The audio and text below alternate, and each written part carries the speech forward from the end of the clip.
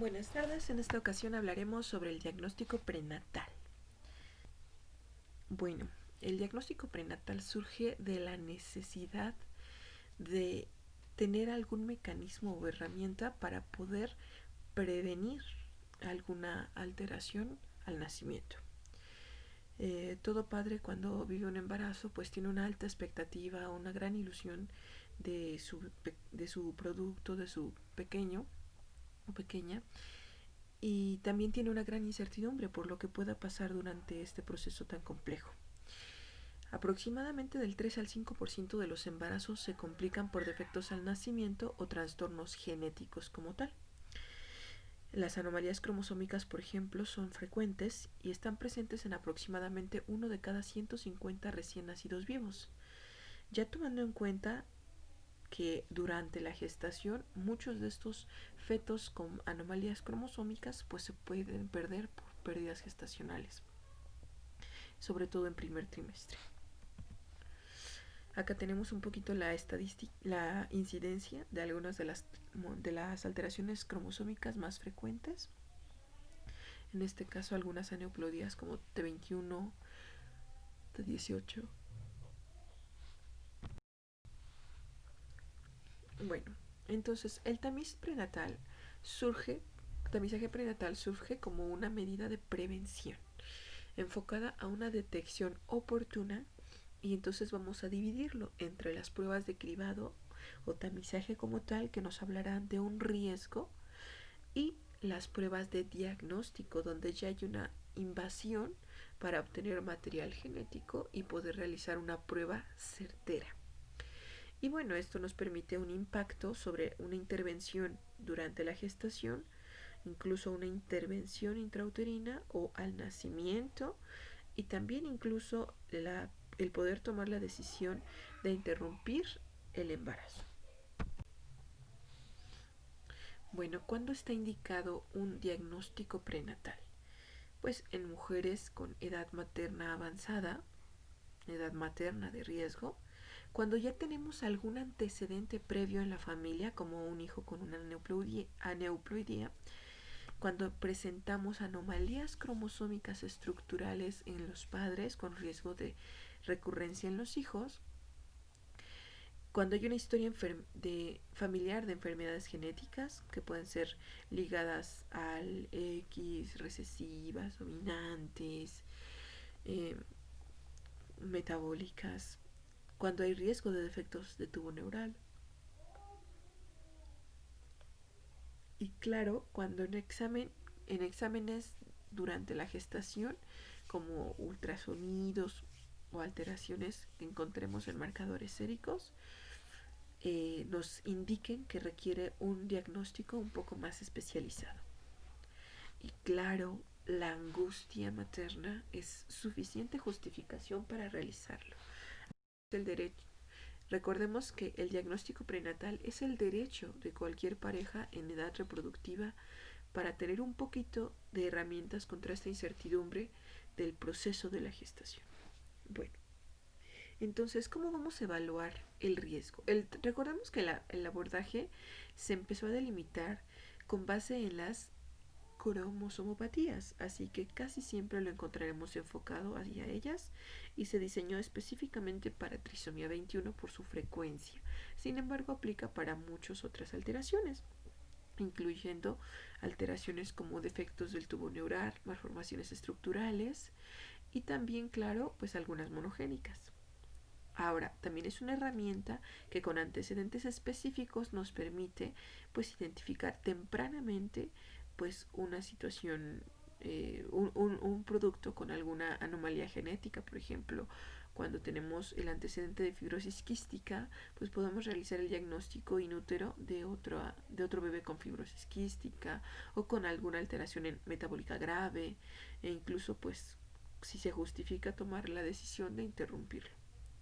Claro, está asentada en los padres. Bueno, pero ¿cómo vamos a evaluarlo? Primero vamos a evaluar riesgo a priori. El riesgo a priori es una combinación entre el riesgo que nos genera la edad materna, es decir, entre mayor sea la edad materna, mayor riesgo habrá, y la edad gestacional. Entre menor sea la edad gestacional, mayor riesgo habrá de cromosomopatías. Ya en un siguiente plano, pues vamos a tener modificadores de este riesgo, ¿no? Y esto es a través de los estudios de tamizaje de primer y segundo trimestre, que son los estudios séricos y ultrasonográficos. Y una vez que ya tenemos esta evaluación de riesgo, si el riesgo sigue siendo alto o así se decide, podemos adentrarnos aún más con los métodos invasivos que ya cumplirán un fin de diagnóstico. Aquí en estas gráficas podemos ver cómo hay una relación directa entre las cromosomopatías y la edad materna, al igual que la gestacional. Y podemos hacer un juego, ¿no? Bueno, una observación de la relación que se ha descrito estadísticamente con referencia, por ejemplo, un embarazo temprano de 12 semanas con una edad materna avanzada, pues nos implicaría un riesgo de 1 en 38 individuos de que nazca ese bebé con trisomía 21, por ejemplo. Bueno, entonces es muy importante que quede bien establecido la diferencia entre los invasivos, que son de diagnóstico, y los no invasivos, que nos evalúan riesgo. Dentro de los no invasivos también tenemos el DNA fetal en sangre materna, que es una herramienta novedosa que se está estructurando cada vez más fuerte para el diagnóstico prenatal. Pero actualmente únicamente se utiliza como una evaluación de riesgo de tamizaje y no como un diagnóstico certero. Si identificamos por ejemplo, trisomía 21 a través de esta prueba, de todas formas tenemos que irnos a un método invasivo para confirmarlo. Bueno, el tamizaje bioquímico es en una muestra de sangre materna evaluar marcadores específicos, la mayoría derivados de productos que genera el embrión o bien que puede generar la placenta. Y en cuanto al ultrasonido, pues utilizamos un ultrasonido 2D de alta resolución, que es bastante común.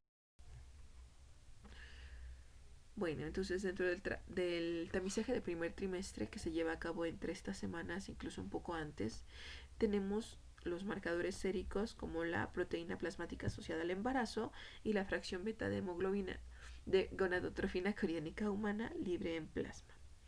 Y nuestro marcador ultrasonográfico más importante va a ser la translucencia nucal. Sin embargo, también tenemos otros accesorios que hablaremos más adelante. Y bueno, el dúo marcador del que hablábamos se puede realizar desde la semana 9 a la 12 aproximadamente. Es donde tiene un intervalo de validez, ¿no?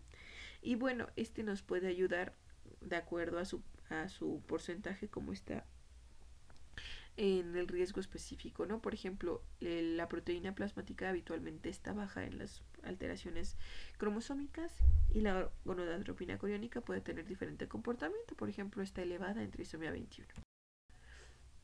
Entonces decíamos que en los marcadores ultrasonográficos lo más importante es la translucencia nucal, que es este espacio que se genera con un acúmulo de líquido en la parte posterior del cuello del feto y está relacionado directamente al tamaño o longitud cráneo-caudal del producto. Este es normal, sin embargo, cuando está aumentado en relación a su longitud, bueno, pues es patológico y puede indicarnos un riesgo alto de cromosomopatías, cardiopatías congénitas o incluso solamente displasia linfática, pero bueno, es un indicador importante. Otro es la ausencia de hueso nasal. Recordemos que esto también tiene que ver con grupos poblacionales y étnicos, entonces es un marcador de apoyo. Y hay otros, ¿no? Como la regurgitación tricuspidia, el flujo del ducto venoso, el incremento del flujo de la arteria hepática fetal, entre muchos otros más. También tomamos en cuenta las longitudes de los huesos largos, del maxilar, de la oreja, y en general la longitud craneoaguda.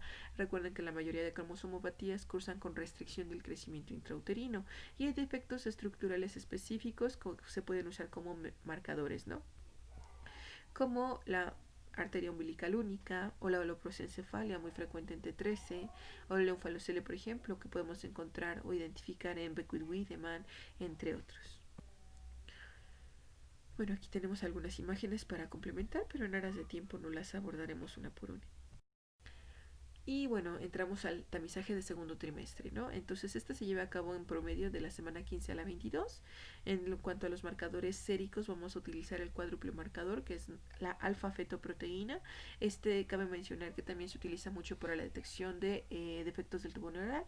Tenemos el estreno conjugado, la gonadotrofina nuevamente y la inhibina A. Y en cuanto al ultrasonido, tenemos marcadores y defectos específicos que se asocian a cromosomas, sobre todo. Aquí tenemos el comportamiento, no entraremos en detalles, revisaré la tabla cuando guste. Y aquí tenemos los marcadores principales para evaluar el riesgo de una trisomía o una cromosomopatía. Entonces, en este caso, la translucencia nucal ya no se denomina así y pasa a llamarse edema nucal, un pliegue nucal aumentado. Y tenemos nuevamente la longitud del húmero y del fémur, la presencia de hidronefrosis, que tengamos un foco ecogénico cardiovascular cardíaco, un intestino hiperecogénico o la presencia de alguna anomalía mayor. En este caso, cada uno nos va a generar un puntaje y cuando es positivo, pues nos genera un puntaje alto comparado cuando es negativo. Esto normalmente se evalúa ya a través de un programa de computadora donde podemos ya tomar un riesgo específico con base en estos marcadores. Y bueno, algunos de los hallazgos sugerentes de alguna alteración cromosómica es, por ejemplo, la presencia de ventriculomegalia o los prosencefalia, como habíamos visto para T13, quistes de plexos coroideos, por ejemplo, para T18, y así sucesivamente, ¿no? Por ejemplo, polidactilia también es frecuente, trisomía 13, etcétera, etcétera. Ahora, nosotros tenemos un rango de detección. Casi siempre se evalúa para trisomía 21 por frecuencia. Y pues con solo la evaluación de primer trimestre, en cuanto a marcadores séricos, tenemos un radio de detección de aproximadamente 82-87%. Y así, si vamos aumentándolos, pues podemos tener un poquito más de certeza. Por ejemplo, de segundo trimestre sin el de primer trimestre, pues si se fijan, es un indicador bastante bajo, ¿no? Pero cuando los vamos sumando, por ejemplo, en los integrados o secuenciales donde tomamos en cuenta ambos, entonces en este caso pues aumenta mucho su poder predictivo, ¿no? Y cuando tenemos otro tipo de estudios, como por ejemplo el DNA fetal libre de células, que se puede tomar con un margen adecuado a partir de la semana 10, pues es un indicador muy importante, ¿no? Con una certeza de aproximadamente el 99%. Esto varía de acuerdo a la literatura y pues tiene sus condiciones específicas, por lo cual no puede generalizarse su uso como un mecanismo de diagnóstico. Bueno, entonces este sería nuestro proceso, ¿no? Primero evaluamos el riesgo a priori, luego vamos a calcular nuestro riesgo modificándolo de acuerdo a nuestros resultados del cribado con marcadores séricos y ultrasonográficos, y si así corresponde o así se decide, pues podemos pasar ya a los métodos invasivos. Y por último, pues ya nuestro diagnóstico y encaminarnos a la terapia o lo que corresponda.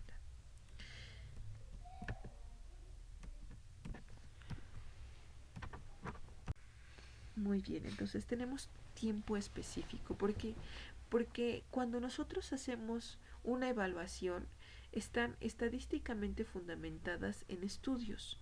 Por tanto, donde tengan un valor predictivo mayor es el rango de tiempo que podemos usarlos.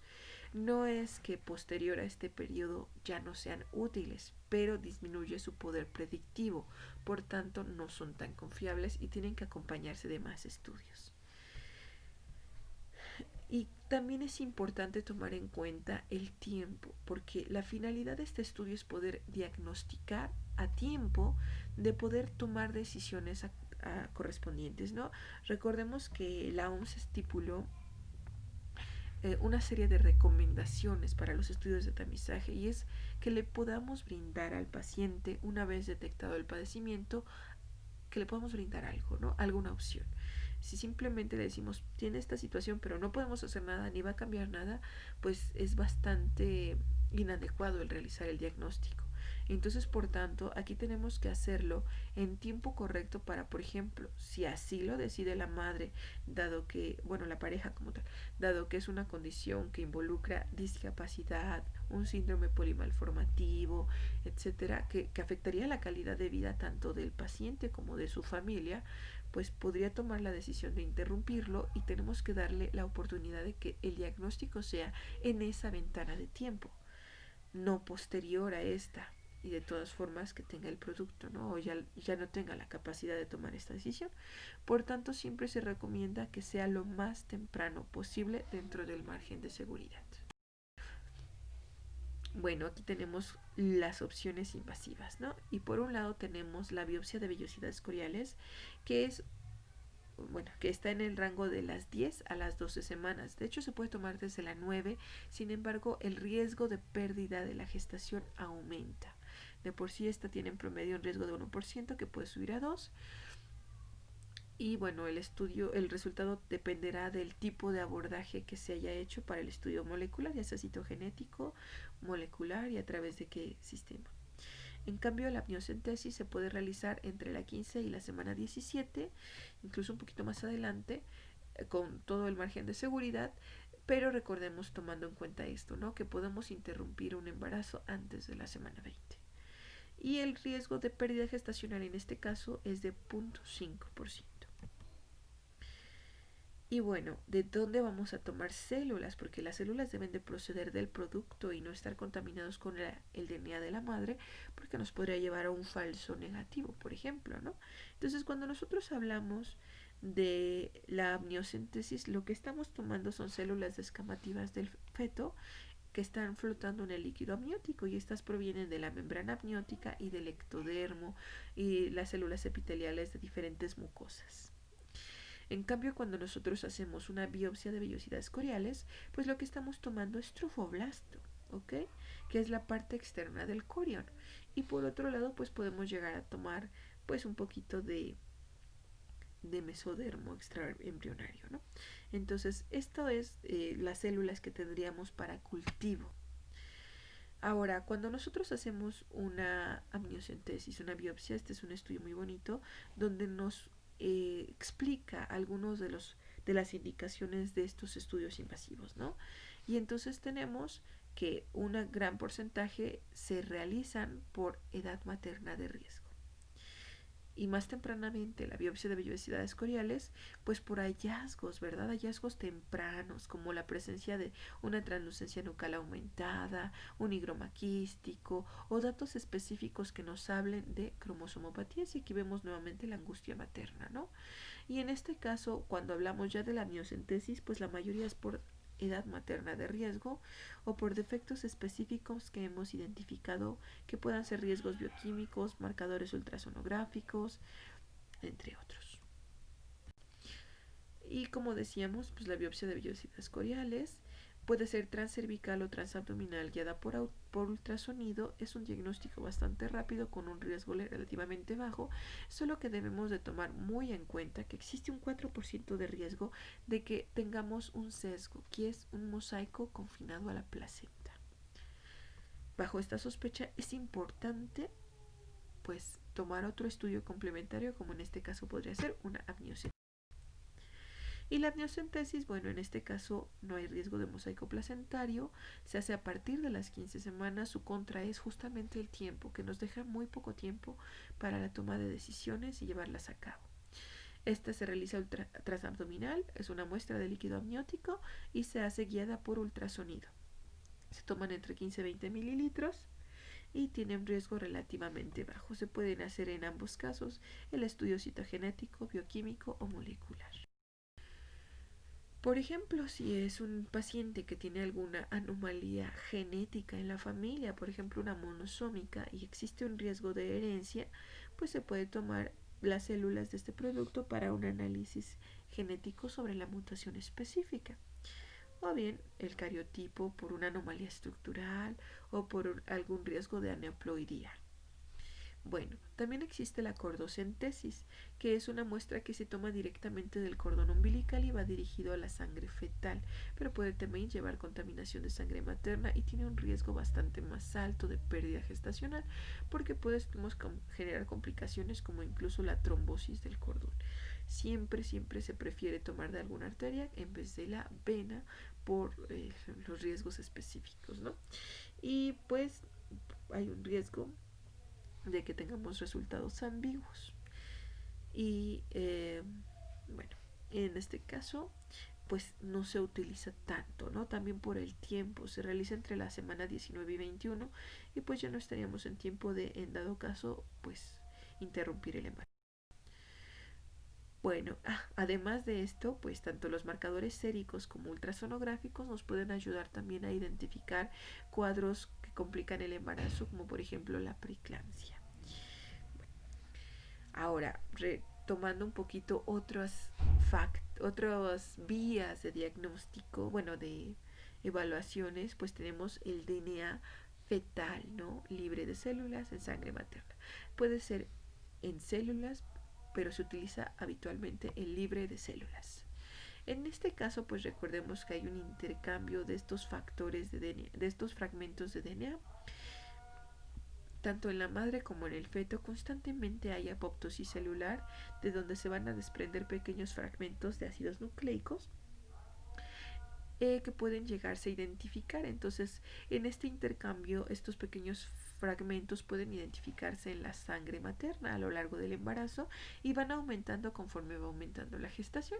A partir de la semana 10 ya se pueden identificar de forma suficiente y confiable y podemos diferenciarlos del DNA materno por estudio de marcadores, ¿no?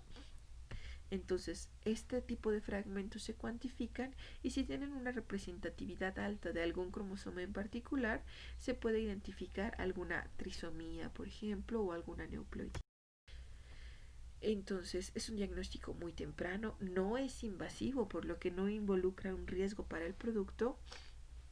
Sin embargo, se sigue evaluando si puede ser o no un diagnóstico de certeza, pero ya vemos que tiene un alto valor predictivo, ¿no? En general, pues hablamos de un costo relativamente menor, aunque en México todavía son un poco costosos, pero bueno, porque no involucra ni el cultivo de células y el diagnóstico molecular, pues es muy semejante. Y bueno, entonces nosotros tenemos la toma de decisiones, ¿no? Si yo tengo un diagnóstico en DNA fetal o una evaluación de riesgo, pues con un riesgo elevado para una cromosomopatía, pues lo que tengo que pasar al fin y al cabo va a ser siempre a los test invasivos, que ya. Pero el test invasivo siempre nos va a someter a la decisión de si viene con tal enfermedad que involucra malformaciones, discapacidad, etcétera, sufrimiento para ambas partes, entonces tengo la opción, ¿no?, de interrumpir el embarazo. Esta opción es muy difícil y complicada para la familia y pues involucra la pérdida del producto, ¿no? Entonces se han diseñado otro tipo de estudios como los de preimplantación para evitar esto. Esta es una herramienta alternativa para prevenir defectos al nacimiento, sobre todo cuando ya hay un antecedente. Cuando hablamos de una familia que está segregando una enfermedad genética con un riesgo elevado para su producto, cuando hablemos de portadores de alguna alteración estructural, cromosómica, o bien que ya ha habido antecedentes previos importantes que involucran un riesgo alto, pues podemos tomar en cuenta este tipo de diagnóstico. Y claro, pues esto surge a la par de las fertilizaciones in vitro, ¿no? Porque cuando se hace una fertilización in vitro, imagínense implantar a un feto aneuploide, que ya ha pasado, ¿no? Entonces, por eso es una obligación el realizar un diagnóstico preimplantacional justamente en este tipo de intervenciones. Las desventajas es pues que al ser un feto con una fertilización in vitro, pues también tiene riesgo sobre todo de alteraciones en cuanto a mecanismos epigenéticos, ¿no?, como la impronta. Y por otro lado, pues también se ha detectado una tasa ligeramente mayor de anomalías estructurales como epispadias. Esto, bueno, de la mano justamente de la intervención de de fecundación in vitro, ¿no? Por la manipulación que conlleva.